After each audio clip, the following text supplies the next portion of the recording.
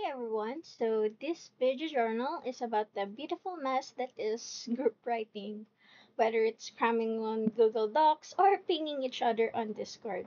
It's always an experience, so let's talk about it. First of all, the perks. Why group writing isn't all that bad. Honestly, writing as a group has some solid benefits. You've got different perspectives coming together, which means more creative ideas and stronger content. Sometimes a group mate catches a grammar error or adds a killer sentence you wouldn't have thought of. And yeah, it helps to divide the workload. No one's pulling an all nighter alone, hopefully. And I also like how it forces you to collaborate and compromise, which is super valuable beyond school.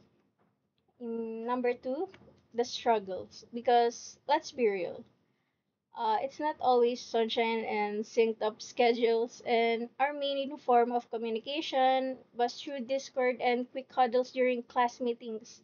And even then, things could get tricky.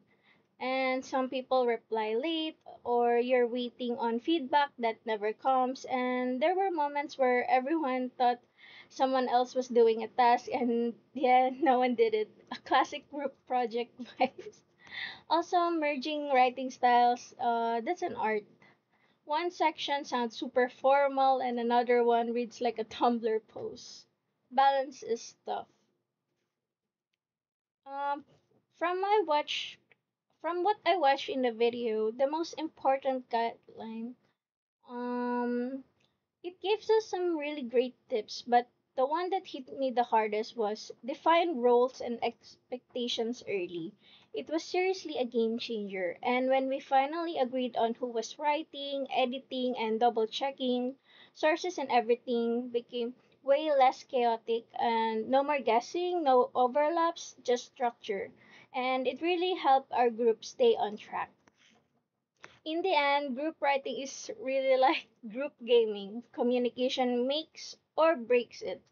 It can be frustrating, but also super rewarding when you see it all come together.